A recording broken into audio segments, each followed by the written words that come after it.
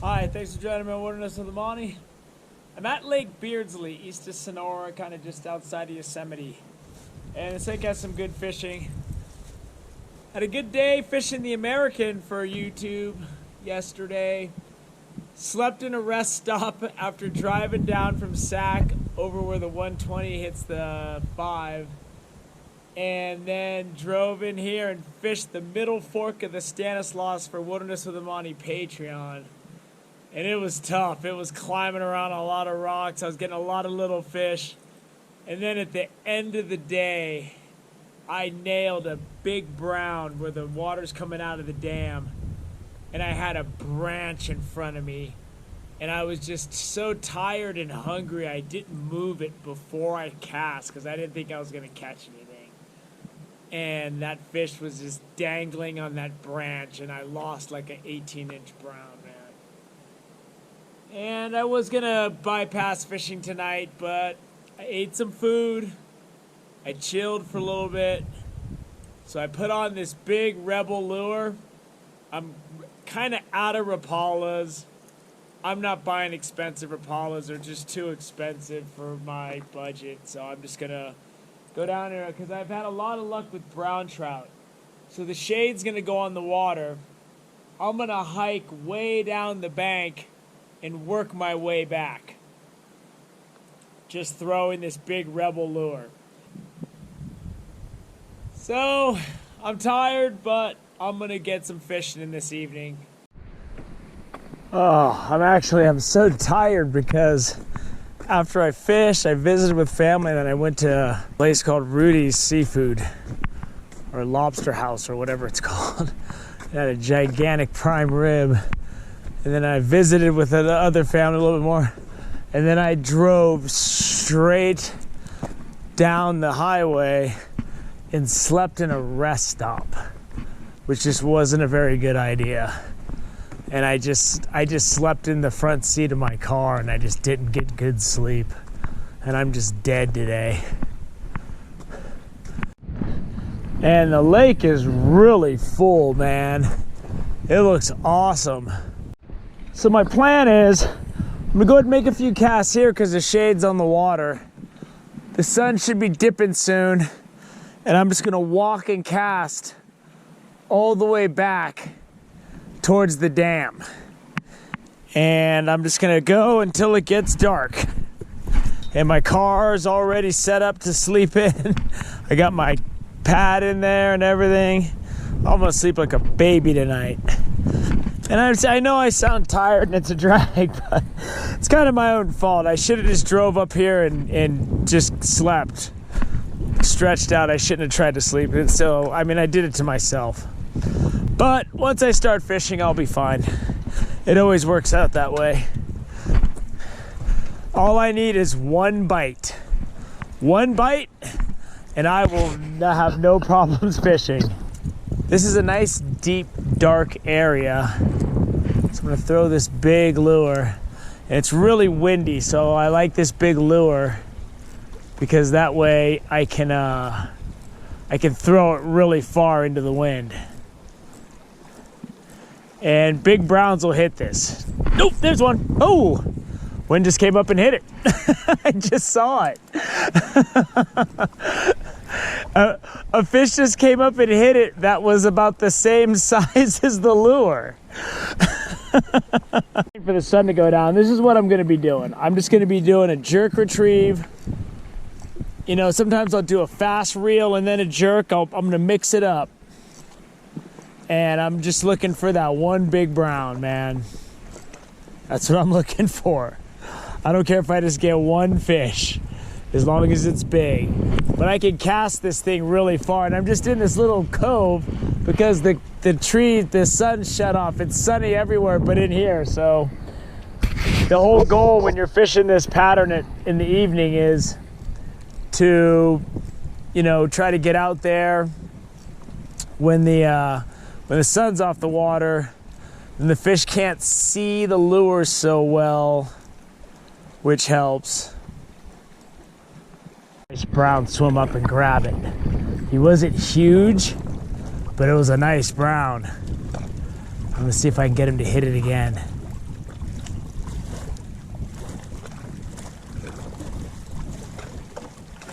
Oh, I followed it.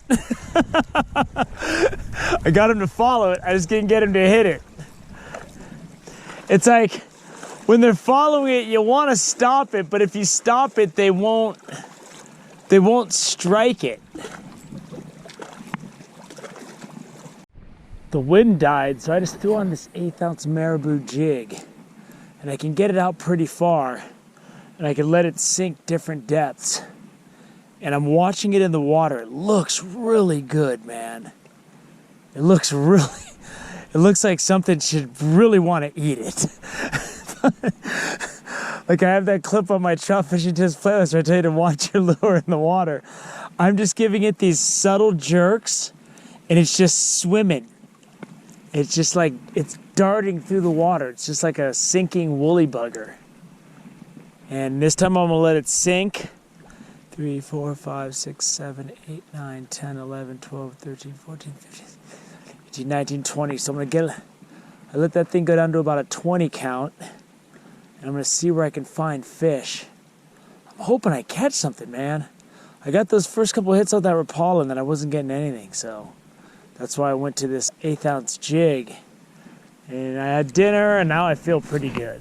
I'm ready to catch some fish, man. So I'm gonna fish this dark bank, and if there's any time, I might run over there and fish the other side once the sun is gone. But we're just gonna have to see how this all goes and how it all turns out. Oh, no, get it. Oh, he was right there. He was trying to get it. He was right there. He was right there and he was trying to get it. And I was jigging it and I was like, get it. He was right there. He was circling it. Fish are on this jig. There's no doubt about that. This is a hatchery trout, but I just had like several fish swim up and follow this thing in, so I think this could get hot. Let's see what's up here. Oh, it's a nice brookie is what this is. Ooh, look at this. And let me get my hand wet and I'm gonna hold him up and show him to you. And he cranked that jig. I took him up out of the deep. See, when you let it sink, you can get the different water levels. But that's a nice brookie, and these are like the best tasting fish, man. I'm just not looking to hassle with any fish tonight, so I'm gonna let him go. Let him go out there and get even bigger. I didn't even know there were brook trout in this lake. And that was a nice one. I'm gonna get back up on this high rock because I've had several fish follow it in. And I'm looking for some big browns, but I mean, that brookie was fun to catch. Because I don't get a lot of those, you know? So I'm gonna show you what I'm doing with this. And I'm doing this just based on what it looks like in the water when I watched it swimming. I'm throwing it out. I'm letting it sink a little bit. 1, 2, 3, 4, 5, 6, 7, 8, 9, 10. And then I'm doing really soft taps. And it darts through the water. And I'm getting, oh, there we go. And I'm getting hits on it, man. God, if I wasn't so tired and I hadn't just eaten, I would totally have eaten that brook trout. I just ate like 5 quesadillas and cooked up and grilled cheese onto a tired sandwich I had left over from my cooler because I was out of ice. So, yeah. Oh my. For the first time today, I'm walking on nice flat sand. I'm not climbing around on rocks. When I was fishing the middle fork of the Stanislaus, man, that was like gigantic boulders.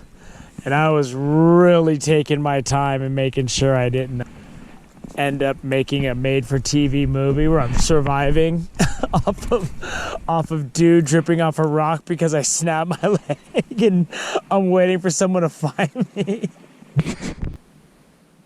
I hope you enjoyed that brook trout. It was the perfect time to fish.